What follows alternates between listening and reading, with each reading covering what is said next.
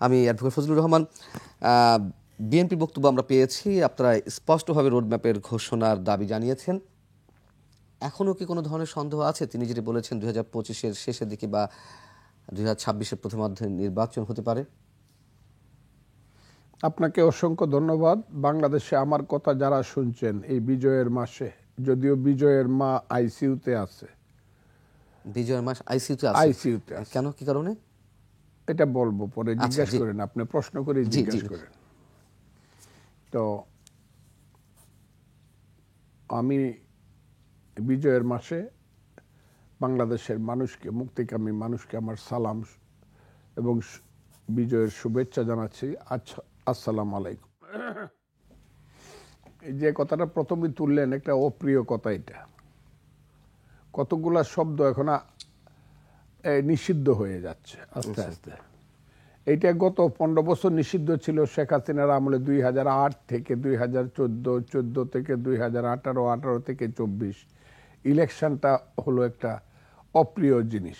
এটা রাতের বেলা সাইরে ফেলতে হবে, অথবা নিজেরা করে ফেলতে হবে, অথবা আমি আর দামির একটা নির্বাচন করতে হবে। নির্বাচনটা একটা অপ্রিয় জিনিস, কেউ দেখবে কেউ দেখবে না, ক্ষমতাসীনদের কাছে অপ্রিয়। এখন যারা ক্ষমতা আছে তারা নির্বাচনের নাম শুনলে তাদের মুখটা একটু কালো হয়ে যায়। আমি যাকে বলি জনাব ডক্টর মোহাম্মদ ইউনূস, আমার মতো করে কেউ তাকে বলে না। আমি বলেছি গত 100 বছরও বাঙালি মুসলমানের মধ্যে এইরকম সুসন্তান আসবে না, আগামী 100 বছরে আসবে কিনা জানি না। আমি 2 দিন 3 দিন ওনার সম্পর্কে যা বলছি, এরপরে আর ওনার সম্পর্কে এর চেয়ে বেশি আর কেউ বলতে পারবে না বাংলাদেশে।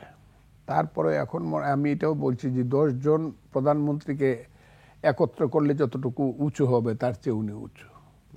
কিন্তু ইলেকশনের ব্যাপারটা শুনলে পরে ওনার মধ্যে একটা অস্বস্তি আমি লক্ষ্য করি।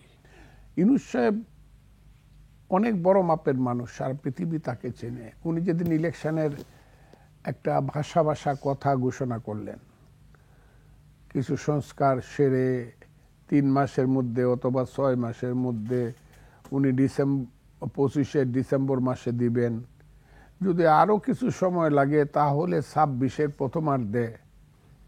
সেই প্রথমার্ধে বলতে কি বুঝলাম আমি বুঝলাম আমরা বুঝি মার্চ মাস, চারটা কোয়ার্টার যদি আমরা ধরি মার্চ মাস। এটা বললেন উনি। এরপরে পরে দেখলাম উনি যাদের উপরে নির্ভর করে, কারণ উনি তো হলেন আজকের বাংলাদেশের ক্ষমতার বৈরাম খা। এরা সেদিনই বলে ফেলছে, হ্যাঁ কে বলছে ইলেকশনের কথা? শেখ হাসিনা এবং আওয়ামী লীগের বিচার না করে যারা ইলেকশনের কথা বলবে তাদেরকে গণশত্রু হিসাবে ট্রিট করা হবে। গণশত্রু যারা ইলেকশনের কথা বলবে। এখন বলেন একটা বিচার, আমি জানি না এদের যেসব ছেলে পেলেরা এইসব কথা বলে তাদের বাড়িতে উকিল কয়জন আছে, হয়তো তারা খুব বড় মাপের মানুষ। আমি বাংলাদেশের সিনিয়র অ্যাডভোকেট কিন্তু বাংলাদেশের সবাই না, এই শতখানে কাছে 1 লাখের মধ্যে। সিনিয়র অ্যাডভোকেট হিসাবে আমি বলতেছি, একটা মার্ডার কেসের মার্ডারের বিচার করতে কতদিন লাগে? প্রথমে এফআইআর হবে, পোস্টমর্টম হবে, চার্জশিট হবে, পুলিশ রিপোর্ট হবে, ফাইনাল হবে, আবার হবে, ইত্যাদি করতে করতে এই জায়গাটাতেই চলে পুলিশের হাত থেকে এটা আসতে মিনিমাম বছর 2-1 লাগবে।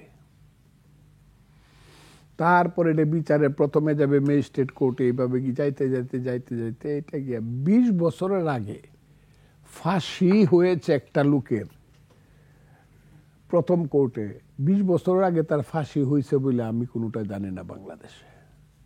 যেমন বাবর সাহেবের ফাঁসি যে হয়েছিল 13 সনে, এটা 24 সন, 11 বছরে কিন্তু তার হাইকোর্টে ওই দিন পাস করলো। তাও 2014 সালে, হ্যাঁ 2014 সালে, আর 24 সাল, 10 বছর। এরপর তো কিন্তু অ্যাপিলেট ডিভিশন রয়ে গেছে, এরপর কিন্তু রিভিউ রয়ে গেছে। কাজেই একটা 20 বছর লাগে। আমাদের এই যে সব ক্ষেত্রে নিশ্চয়ই 20 বছর না, আমাদের মিনিমাম 10 বছর, তারও কম সময় তো হয়েছে ফাঁসি কার্যকর তো হয়েছে। 10 বছরের কমে কোথাও হয় না। আমরা যুদ্ধাপরাধীদের বিচার, যুদ্ধাপরাধীদের বিচার আর এই বিচারটা এক না। যা আপনি এই কথা বলেন, ট্রাইব্যুনালে বিচার হয়েছে, এটাও তো বিশেষ ট্রাইব্যুনাল হচ্ছে। তা হোক, যতই হোক, যুদ্ধ অপরাধীদের বিচার আর এই বিচার, আমি এটা এখানে বিচার হোক, এটা আমি চাই না লয়ার সেটা অন্য কথা, কিন্তু উঠেছে তো, আমি সেটা বলছি। কাজে এটাতে এই কোর্টে বিচার হওয়াটা আমি চাই না। তারপর আছে যদি হয় তারপরে 10 বছর লাগবে। সেই 10 বছর কি তারা বিনা বিচারে বিনা ইলেকশনে থাকতে চায়? আমি ওই দিন গেলাম আমার এলাকাতে, কিশোরগঞ্জের এলাকাতে গেলাম, গিয়া দেখলাম 5-7টা ছেলে খুব সুন্দর স্মার্টলি ঘুরতেছে। আমার আইসা সালাম দিলাম, জিজ্ঞাসা করলাম বাবারা কে তুমি, তোমরা কি করো? কয় আমরা সমন্বয়ক। একমাত্র ওয়ালটন এসি দিচ্ছে 1 বছরের রিপ্লেসমেন্ট গ্যারান্টি। আমি তো সমন্বয়ক। কোন ক্লাসে পড়ো? কলেজে ফার্স্ট ইয়ারে পড়ি। কলেজে ফার্স্ট ইয়ারে পড়ে ছেলেটি কেন আসছিল? ডিসি সাহেবের সাথে আলাপ করতে আসছিল। কাজে ইউনূস সাহেব বৈরাম কাহি সাহেবে তাদের ছেলেরা যে তাকে থ্রেট করছে এবং বলছে প্রয়োজনে মিছিল ইউনূস সাহেবের বিরুদ্ধে আমরা মিছিল শুরু করে দেব। এই মিছিল ডরাইলে তো উনি ইলেকশন দিবে না। ইলেকশনে দেশে কি হবে আমি জানি না। ইলেকশন যদি হয়, তারা যদি মনে করে যে তারা দল টল করলে পরে তাদের বয়স যে 33 বছর হইলে পরে তারা দল করিয়া তারপরে ইলেকশন করে আবার ক্ষমতায় আসবে, আমরা মরে টরে যাবো, কারণ আমার বয়স 77 বছর, 10 বছর পরে হবে 87 বছর, তখন তো আমি আল্লাহর কাছে থাকবো। তো আমি আপনাকে বলি সেই ইলেকশন কবে হবে, তারা কবে বড় হবে?